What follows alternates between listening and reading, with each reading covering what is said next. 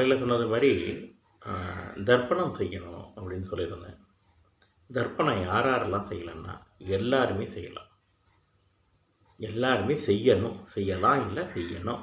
ஏன் அப்படின்னு சொன்னால், இந்த பூமியில் பிறந்த நமக்கு எல்லாருக்குமே ஒரு கடமை இருக்குது. என் கடன் பணி செய்து கிடப்பதேன்னு சொல்லுவோம். கடன் என்று சொன்னால் நம்ம அடுத்தவங்கள்ட்ட வாங்கினது மட்டும் இல்லை. நம்ம உருவம் எடுத்து இந்த பூமிக்கு பிறந்திருக்கோம் இல்லையா?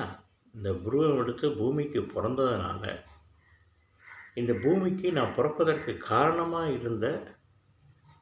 இருக்கக்கூடிய வாழ உதவியாக இருக்கக்கூடிய சக்திகளுக்கு நான் நன்றி செலுத்துறது தான் இந்த தர்ப்பணங்கிறது. சித்தர் முறையில் ஏன் சித்தர் முறைகள்னு சொல்கிறேன்னா, ஆதி காலத்தில் தமிழர்கள் அனைவருமே சித்தர்களாக தான் இருந்தாங்க. அவங்க எல்லாருக்குமே மருத்துவம், விஞ்ஞானம், ஜோதிடம், சாஸ்திரங்கள், மந்திரங்கள், தந்திரங்கள், அனைத்து கலைகளுமே 64 கலைகளுமே அவங்களுக்கு தெரிஞ்சதாக தான் இருந்தது. காலப்போக்கில் இது மறைஞ்சி மருவி மாறி போயிடுச்சு. இது ஒரு சமூகத்துக்கு எதிராகவோ அல்லது யாரையோ குறைச்சியோ யாரையோ அதிகப்படுத்தியோ பேசணுங்கிறது இல்லை. இது ஆய்ந்து அனுபவப்பட்ட உண்மை. இது நம்ம எல்லாருக்குமே புரியக்கூடிய உண்மை. இந்த காலத்தில் நிறையா வந்துடுச்சு. அந்த காலத்தில் இந்த மாதிரியான மீடியா தொடர்புகள், அதாவது ஊடகங்கள் இல்லை. ஊடகங்கள் இல்லாதனால இதெல்லாம் பதிவு செய்ய முடியல. கல்லுலையும் ஓலையிலையும் பதிய வச்சாங்க. கல்லில் கிடச்சது பாதி, ஓலையில் கிடச்சது பாதின்னு இருக்குது. இதை ஆராய்ச்சி பண்ணி சொல்லாதவங்க நிறைய பேர் இருக்கிறாங்க. இந்த பூமியில் உண்மையை தெரிஞ்சுக்கிட்டு சொல்லாமல் இருக்கிறவங்க நிறைய பேர் இருக்கிறாங்க. அவங்கள நம்ம தவிர்த்துருவோம். அவங்கள பற்றி நம்ம விமர்சனம் பண்ண வரல. சரி, நம்மளுடைய கடன் என்ன அப்படிங்கிறது, நாம் இந்த தண்ணியினால் நன்றி செலுத்துறதுனால நம்ம வாழ்க்கையில் நம்ம சூழ்ந்திருக்கக்கூடிய எதிர்மறையான விளைவுகளிலிருந்து விடுபட்டு நல்ல வாழ்க்கையை வாழ முடியும் அப்படிங்கிறது அனுபவபூர்வமான உண்மை. இதை தர்ப்பணம் செய்கிறதுங்கிறது பார்த்திங்கன்னா, இன்னமும் நித்திய தர்ப்பணம் செய்வாங்க. வருஷத்துக்கு 4 தடவை செய்வாங்க. மாதத்துக்கு 1 தடவை செய்வாங்க. இன்னும் சொல்லப்போனால் 12 நாட்கள் வருஷத்தில் செய்யணுங்கிறது சொல்லி வச்சுருக்காங்க. ஆனால் நம்ம எல்லோருடைய கடமும் தினமும் நாம் இவங்களை நினைவு கூறுவது நம்முடைய வாழ்க்கையில் ஒரு மிகப்பெரிய வல்லமையை கொடுக்கும், உறுதியை கொடுக்கும், மனத்திடத்தை கொடுக்கும். இதுதான். இதனால தான் இதை எல்லோருமே செய்யணும்னு சொல்கிறேன். ஏன் செய்யணும் அப்படின்னு சொன்னால், இதுதான் நம்மளுடைய பிறப்பினுடைய முதல் கடமை. அதனால் எல்லாருமே இதில் நம்ம ஈடுபட்டு செய்வோம். சரி, இதை செய்கிறதுக்கு மந்திரங்கள் என்ன வேணும்? மந்திரம் என்பது மனதை திறப்படுத்துறதுக்கு தான். திறம் என்றால் உறுதி. மனதை திறப்படுத்துறது தான். திறப்படுத்துறதுங்கிறது மனதை உறுதிப்படுத்துறது. இந்த மந்திரத்தை நாம் எப்படி உருவாக்கலாம் அப்படின்னா, நாம் என்ன செய்ய போகிறோமோ அது செய்கிறது தான். நம்ம செய்ய போகிற வேலையை சொல்ல போகிறோம். சரிங்களா? மெய் உணர்ந்து, உண்மையை உணர்ந்து, மெய் உணர்ந்து நான் செய்யும் இந்த நீர் சேவையை நீத்தார் நீங்கள் ஏற்றுக்கொண்டு மனம் குளிர்வீரே. அவங்கள மனம் குளிர்விக்கிறது முதல் வேலை. எப்படி? மெய்யுணர்ந்து நான் செய்யும் இந்த நீர் சேவையை ஏற்று மனம் குளிர்வீரே, மனம் குளிர்வீரே, மனம் குளிர்வீரே. இதுதான் மந்திரம். யாருக்கு செய்ய போகிறோங்கிறத நம்ம இடைச்சல்களாக சேர்த்துக்க போகிறோம். இப்போ முதல்ல நம்ம எல்லாமே கணபதிக்கு தான் முதல்ல செய்கிறோம், விநாயகருக்கு செய்கிறோம். அவருக்கு என்ன செய்கிறோம்? மெய்யிறந்து நான் செய்யும் நீர் சேவையை அருள்நிறை கணபதியை ஏற்றுக்கொண்டு மனம் குளிர்வீரே, மனம் குளிர்வீரே, மனம் குளிர்வீரேன்னு சொன்னால் சரியாக போச்சு. இதுதான் மந்திரம். அடுத்தது, நம்மளை பெற்றெடுத்த தாய் தந்தை, இவங்களுக்கு நம்ம கண்டிப்பாக இந்த நீர் சேவையை செய்கிறோம். சரி, இந்த நீர் சேவையை எப்படி செய்கிறோம் அப்படின்னு சொன்னால், தினமும் குளிக்கிறோம் இல்லையா? காலையில் குளிச்சிடுறோம். குளித்த பிறகு மௌனமாக இருங்க. வேறு எந்த சிந்தனையும் வேண்டாம். உடலெல்லாம் நல்லா தோட்டிக்கிட்டு, ஆடையை மாற்றிக்கிட்டு, உலர்ந்த ஆடையை அணிந்துக்கிட்டு, ஒன்று வீட்டு வாசலில் தண்ணி இருக்கக்கூடிய இடமா பார்த்துங்க.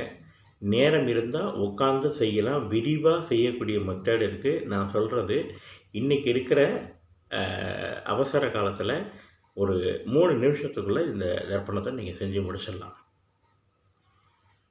அப்படி எளிமையானது தான். ஆனால் இது விளக்கமாக சொல்லுங்கிறதுனால இதை நான் விளக்கமாக பேசி உங்களுக்கு சொல்கிறேன். என்ன செய்யனா, வாசலுக்கு வெளியில் இல்லை, எங்கேயும் இல்லை, ஃப்ளாட்டில் இருக்கிறாங்க, நான் அடுக்குமாடி குடியிருப்பில் இருக்கிறேன், எனக்கு அப்படிப்பட்ட வசதி இல்லை அப்படின்னா, நமக்கு இருக்கவே இருக்குது கிச்சனில், அடுப்பாங்கரையில் தண்ணி, வாஷ்ரூம் கழுவுற இடம். அந்த பாத்திரங்கள் கழுவுற இடத்துல கூட நீங்கள் இதை செய்யலாம். இதை செய்யும்போது முடிந்த விஷயங்களில் முடிந்த அளவுக்கு சில விஷயங்களை கடைபிடிங்க.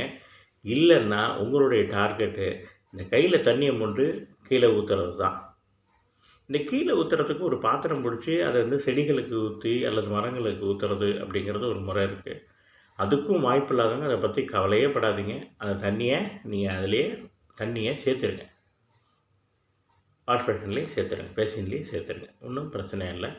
வாய்ப்பு கிடைக்கும் போதெல்லாம் இந்த தண்ணியை பாதுகாத்து என்ன செய்கிறீங்க, இருக்கக்கூடிய மரம் செடி கொடிகளுக்கு ஊற்ற பழகுங்க. அதனால் அதெல்லாம் இதில் வந்து செய்ய முடியாததற்கு 1000 காரணங்கள் இருக்குது. அதுக்கு ஒரு காரணம் எள்ளு, இன்னொரு காரணம் தர்ப்பை, இன்னொரு காரணம் பௌத்திர மோதிரம். அதையும் நீங்கள் மிஸ் பண்ணி ஓவர்லுக் பண்ணி வந்துட்டிங்கன்னா பூணூல். அதனால தான் இது அத்தனையும் தவிர்த்துட்டு சித்தர் முறையில் இதெல்லாம் கிடையாது. நம்ம நீரில் நினச்சி இருந்து குளிச்சுட்டு தலையெல்லாம் தோட்டிட்டு உடம்பெல்லாம் சுத்தப்படுத்திட்டு காஞ்ச ஆடையை உடுத்திட்டு அல்லது அந்த ஈர ஆடையோடைய அந்த நீர்நிலையில் கையில் தண்ணி எடுத்து அவங்க சொல்லி ஊற்றுவாங்க. அந்த சொல்லி ஊற்றும்போது தான் நமக்கு பலன்கள் கிடைக்கிது. சித்தர்கள் நம்ம உலகத்தை பாதுகாக்கிறதுக்காக செஞ்சிகிட்ருக்கிறாங்க. நாமளும் நமக்காகவும் நம்ம உலகத்துக்காகவும் செய்யலாம். சரி, எப்படி செய்யலாம், எங்கே செய்யலாம்னு சொல்லிட்டோம். தண்ணியை இப்படி முண்டு இப்படி கீழே ஊற்ற போகிறோம், அவ்வளோதான்.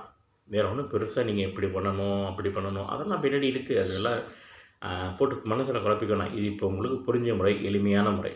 இந்த கையால் தண்ணியை பைப்பில் பிடிச்சி ஒரு பாத்திரத்தில் ஊற்றலாம், அல்லது இந்த தண்ணியை பிடிச்சி பேஷன்லேயே நீங்கள் சுத்தமாக கழுவிட்டு அதில் ஊற்றிக்கிங்க. சரியா? இது அலட்சியம் கிடையாது. நீங்கள் கொடுக்கக்கூடியது அவங்களுக்கு கண்டிப்பாக போய் சேரும். ஏன்னா சாக்கடையில் அந்த தண்ணி போனால் கூட ஏதோ ஒரு மரம் செடி குடிகளுக்கு அது போய் வளரும். அதனால் அதை பற்றி கவலைப்படாதீங்க. இது யாரையும் விளக்கறதுக்கோ அவமானப்படுத்துறதுக்கோ குறைச்சி பேசுவதற்கோ இல்லை.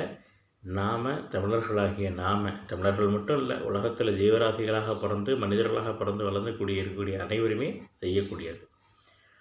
என்ன சொன்னால், மெய் உணர்ந்து உண்மையை உணர்ந்து நாம் செய்யும் இந்த நீர் சேவையை அன்புடன் ஏற்று மனம் குளிர்வீராக, மனம் குளிர்வீராக, மனம் குளிர்வீராக.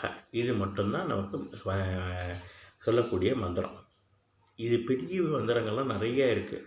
அதெல்லாம் போட்டு குழப்பிக்காதீங்க. முதல்ல செய்ய ஆரம்பிங்க. இது செய்ய ஆரம்பித்தாலே உங்களுக்கு படிப்படியாக அவங்களே வழிகாட்ட ஆரம்பிப்பாங்க. தெளிவு பிறக்கும். வாழ்க்கையில் அமைதியே இல்லாதபோது அதை செய்யணும் ஓட்டு திருப்பி இன்னொரு லோடிங் பண்ணிக்க வேண்டாம். மனசுக்குள்ளே ஒரு ஆழத்தை ஏற்படுத்த வேண்டாம். ஆக என்ன செய்யலாம் அப்படின்னா, முதல்ல குளிச்சுட்டு வரீங்க, துவட்டுறீங்க, ஆடையை மாற்றுறீங்க, ஏதாவது ஒரு நீர்நிலை பக்கத்தில் நீர்நிலை இருந்தால் கூட நீர்நிலை செய்யுங்க. இல்லையா, வாசலில் இருக்கிற பம்பில் செய்யுங்க. ஒரு வாளியை கீழே வச்சு அதில் தண்ணியை பிடிச்சி கீழே ஊற்றுங்க. அல்லது வீட்டில் வாஷ் பேஷனில் ஒரு பாத்திரத்தில் தண்ணியை பிடிச்சி ஊற்றி அதை மரம் செடி கொடிகளுக்கு ஊற்றுங்க. அது மரம் செடி கொடிகளுக்கு ஊற்ற முடியாத இருக்கிறவங்க கீழே கொண்டு போய் ஏதோ ஒரு மரத்தில் ஊற்றிட்டு வந்துடலாம். அது முடியும், கொஞ்சம் முயற்சி பண்ணிங்கன்னா செய்ய முடியும். அதையும் முடியாதுங்க, வாஷ் பேஷன்லேயே ஊற்றுங்க. இதுதான் சரியா? முதல்ல பிள்ளையாருக்கு செய்ய போகிறோம். அப்புறம் நம்மளை பெற்ற தாய் தந்தையருக்கு செய்யணும். தாய் தந்தையருக்கு அவசியம் செய்யணும். அவங்களுக்கு பெற்றவங்க இப்படி நம்ம போகும்போது தான் கிட்டத்தட்ட 10-16 அடி பரம்பரையை தாண்டி வம்சாவளிக்கு போகும்போது கிட்டத்தட்ட ஒரு 20-25 தலைமுறைகள் இருக்கும். ஒன்றும் இல்லை, தாய் தந்தையருக்கு அப்புறம் தாத்தா பாட்டி தெரியும். தாத்தா பாட்டி எங்களுடைய பெற்றோருடைய அம்மா அப்பாவுக்கு அப்படின்னு சொல்லி மனம் குளிர்வீரே எப்படி சொல்கிறீங்கன்னா, அம்மாவுக்கு சொல்லும்போது மெய்யுணர்ந்து நான் அளிக்கும் இந்த நீர் சேவையை அன்புடன் ஏற்று தாயே மனம் குளிர்வீரே அதை சொல்லுங்கள். மெய்யுணர்ந்து நான் செய்யும் இந்த நீர் சேவையை அன்புடன் ஏற்று தந்தையே மனம் குளிர்வீரே அப்படின்னு 3 தடவை சொல்லுங்கள். அப்புறம் தாத்தா, பாட்டி அது எல்லாருக்குமே தெரியும். பேர் சொன்னால் பேர் சொல்லணும்னு அவசியம் இல்லை. உறவு முறையை சொன்னாலே போதும். தாத்தாவோட அப்பாவோட அப்பா தாத்தா பாட்டின்னு சொல்கிறோம்.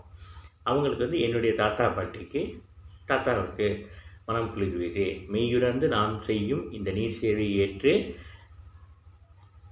தாத்தா மனம் குளிர்வீரே மனம் குளிர்வீரே மனம் குளிர்வீரே பாட்டி மனம் குளிர்வீரே மனம் குளிர்வீரே மனம் குளிர்வீரே. அந்த தாத்தாவுக்கு மேலே தாத்தாவோட அப்பா தாத்தாவோட தாத்தா அப்படி இவங்களுக்கு செஞ்சால் போதும். இது படிமுறைகள் பின்னாடி வந்து வழி வழியாக சொல்லலாம், தெரிஞ்சுக்கலாம். இப்போதைக்கு இதை மட்டும் செய்ய ஆரம்பிங்க. இந்த அப்பா தாத்தா தாத்தாவோட அப்பா தாத்தாவோட தாத்தா இவங்களுக்கு மட்டும் இந்த உறவு முறை உங்களுக்கு ஈஸியாக மனசில் வச்சு எதையும் மனப்பாடம் பண்ண வேணாம், டென்ஷன் இல்லாமல் செஞ்சிடலாம். இதுக்கப்புறம் இதுக்கெல்லாம் பேர் இருக்குது. அந்த பேர்களை சொல்லி செய்யக்கூடிய முறையை நான் அடுத்த வீடியோவில் சொல்கிறேன்.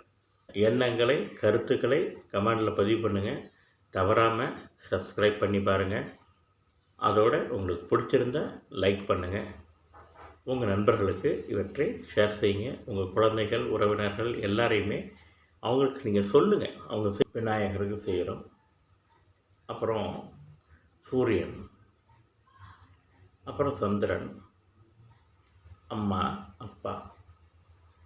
அம்மா அப்பாவோட அம்மா அப்பா நமக்கு தாத்தா பாட்டி, அப்புறம் அம்மா அப்பாவோட தாத்தா பாட்டி, அப்புறம் நம்ம தாத்தா பாட்டிகளுடைய அப்பா அம்மா அவங்க தான் தாத்தா பாட்டி, கொள்ளு தாத்தா கொள்ளு பற்றி வருவோம்.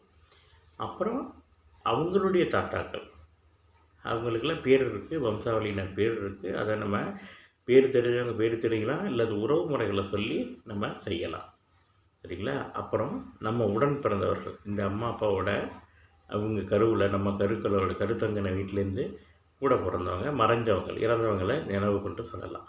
அப்புறம் நம்ம அம்மா அப்பா கூட பிறந்தவங்க அவங்க நம்ம பெரியப்பா சித்தப்பா அத்தை மாமா இருப்பாங்க இல்லையா, அவங்களுக்கு செய்கிறோம்.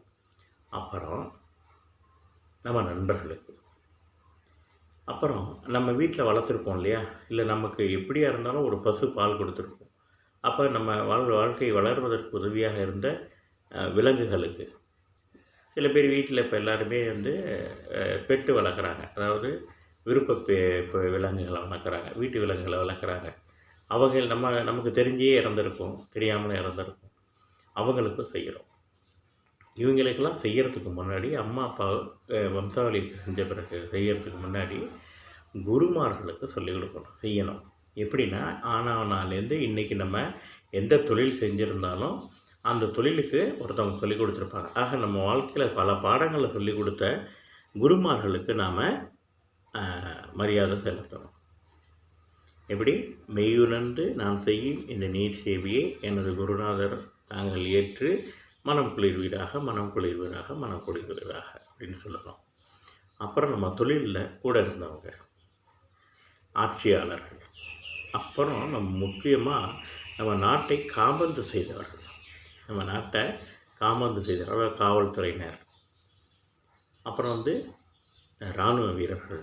இவங்க எல்லாருக்குமே அவங்க பேர் தெரியலனாலும் நமக்கு அவங்க உறவுகள் இல்லைனாலும் அவர்களால் நாம் பாதுகாக்கப்பட்டிருக்கோம் இல்லைங்களா, அவங்களுக்கும் நம்ம நன்றி செலுத்தணும். இந்த நீர் சேவையின் மூலம் அவங்கள அமைதிப்படுத்தி அவங்களுக்கு நம்ம செய்கிறதுனால நாமளும் நல்லா இருப்போம், நாம் வாழக்கூடிய நாடும் சிறப்பாக இருக்கும், சரிங்களா? குருமார்களுக்கு செஞ்சாச்சு, நாட்டை காவந்து செய்கிறவங்களுக்கு செஞ்சாச்சு. அதற்கு அப்புறமா தான் இந்த தர்ப்பணம் நீங்கள் செஞ்சாலே போதும். இதுக்கப்புறம் கிரகங்கள், நட்சத்திரங்கள், திதிகள், அப்புறம் சித்தர் பெருமக்களுக்கு, சில பேருக்கு சித்தரை ரொம்ப வழிபடுவாங்க அவங்களுக்கு, அப்புறம் அவங்க ஊர் அவங்க நீங்கள் வசிக்கக்கூடிய இடத்துல இருக்கக்கூடிய சிவன்களுக்கு, பெருமானுக்கு, கோயில்களுக்கு, எல்லை பாதுகாப்பு தெய்வங்களுக்கெல்லாம் செய்யணும். நீங்கள் இப்போ நமக்கு தெரிஞ்ச அந்த உறவுகளை இருக்கக்கூடியவங்களுக்கு மட்டும் நீங்கள் செய்து பழகுங்க. அடுத்தடுத்த வீடியோவில் எப்படிலாம் யாராருக்கெல்லாம் என்னென்ன சொல்லி செய்யணுங்கிறத சொல்லி கொடுக்குறேன். வாழ்த்துக்கள். உங்களுடைய எண்ணங்களை கருத்துக்களை கமெண்டில் பதிவு பண்ணுங்கள். தவறாமல் சப்ஸ்கிரைப் பண்ணி பாருங்கள். அதோடு உங்களுக்கு பிடிச்சிருந்தால் லைக் பண்ணுங்கள். உங்கள் நண்பர்களுக்கு இவற்றை ஷேர் செய்யுங்க. உங்கள் குழந்தைகள் உறவினர்கள் எல்லாரையுமே அவங்களுக்கு நீங்கள் சொல்லுங்கள். அவங்க செய்கிறதும் செய்யாததும் அவங்களுடைய கடமை. வாழ்க்கையில் யாரையுமே கம்பல் பண்ணாதீங்க. நீங்கள் சொல்வதும் உங்கள் கடமை, அவங்க செய்கிறதும் செய்யாததும் அவங்களுடைய உரிமை. ஆக எல்லோரும் வாழ்வோம், இந்த உலகையும் காப்போம். உலகை காக்கக்கூடிய அடிப்படை அவசியம் நமக்கு ஏற்பட்டிருக்கு. ஆனால் அனைவரும் அமைதியாகவும் ஆனந்தமாகவும் ஆரோக்கியமாகவும் வாழ்வோம், வாழ்விப்போம்.